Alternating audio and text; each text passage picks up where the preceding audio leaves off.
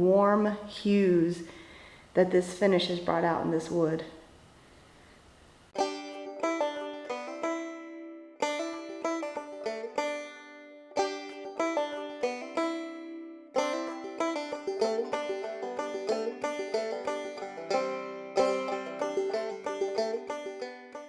The next step is to trim out the window. So we're going to start by putting a sill and then we'll case around it.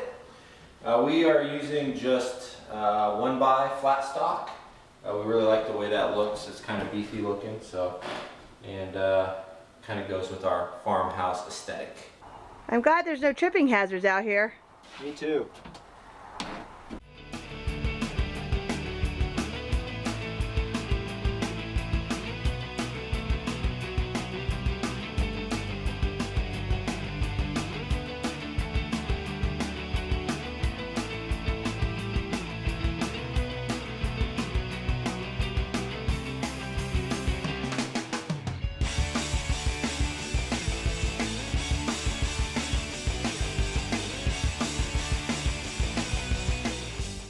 We got the first window trimmed out. This is the biggest window in the house. There are 6 more windows to do, but it pretty much went like we expected it to. I love how our trim lumber is precariously balanced on a box of scrap wood.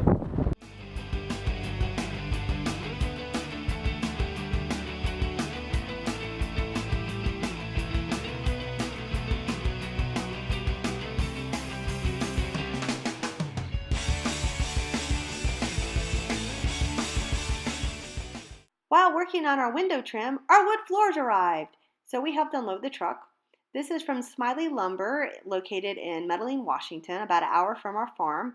So we're really glad to support a local sawmill. And it is 4-inch wide, tongue and groove Western Larch. We paid $2.50 a square foot for the raw lumber. What are you looking for? I'm looking for moisture content. What moisture level? Well, I'll double check this. This should be between 6 and 8%, the flooring. And we want to see the subfloor within 1 or 2 points of that, up or down. Okay, that's great. It would be a misnomer to call our wood flooring a hardwood because it's actually a softwood. We're using Western Larch, which is my favorite tree.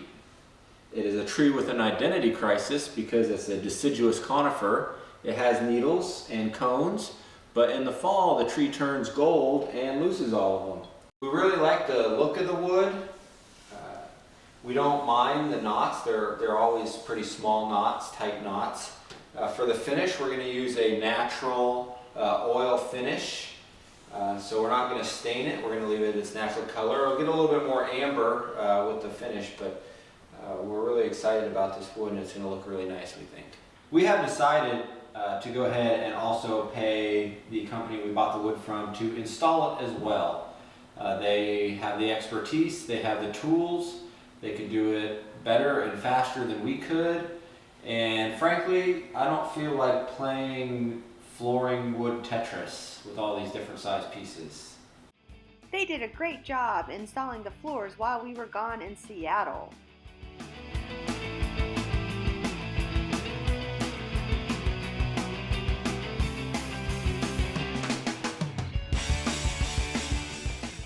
He has now started his finish sanding, and he sands around the edges, and where he is sanded you can definitely see no more putty, and then in the middle here you still see the putty.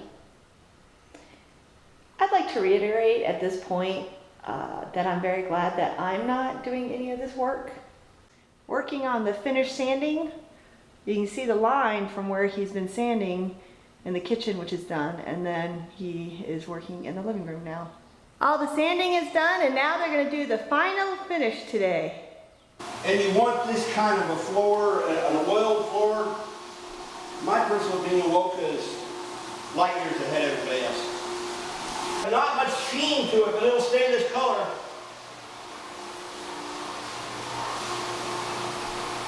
It's important that you do clean this with their cleaner once a year, depending on how dirty you get.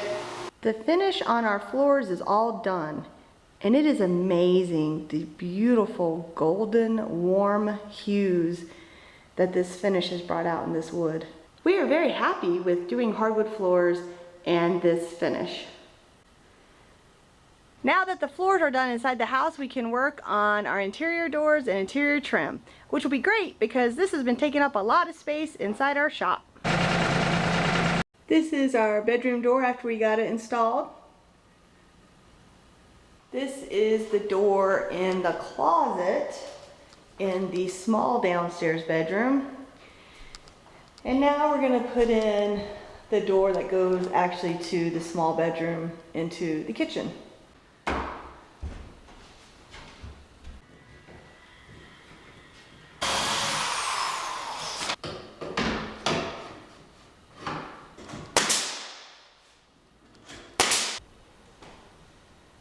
Well, the doors are done, so now we need to go and finish the trim around the doors and baseboards. Of course, that meant another trip to the lumber store. We are using the 1x4 pine also for all of our baseboard trim and around our doors. Once we got back, we started doing the trim, but of course we got our cows in the meantime. So we're finishing putting in the trim, and then we still need to paint everything. Now it is time for an epic spray foam update. Back in November, we had closed cell Demolic spray foam applied in our upstairs unvented cathedral ceiling. Unfortunately, immediately we had a rotten fishy smell. Luckily, this was just upstairs. We contacted our contractor and we worked on ventilating the space, etc.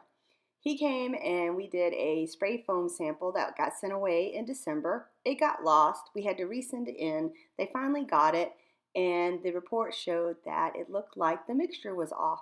Since then, our contractor has been arguing with Demolic, and finally he has decided he is going to go ahead with removing the spray foam and reapplying it while he continues to work with the corporate end. Our contractor let us know this in early April, but we are so busy trying to get the downstairs finished, we have not pressed on going ahead and getting the upstairs done. In the meantime, we've only done minor things upstairs, and it is still an unfinished space. In our next update, we're going to share the great story about this wonderful farm sink from 1927 that came out of a barn in Astoria, Oregon. Stay tuned and see how we refinished it. If you haven't, go ahead and subscribe so you don't miss a video. We'll see you next time on the Tomarosa.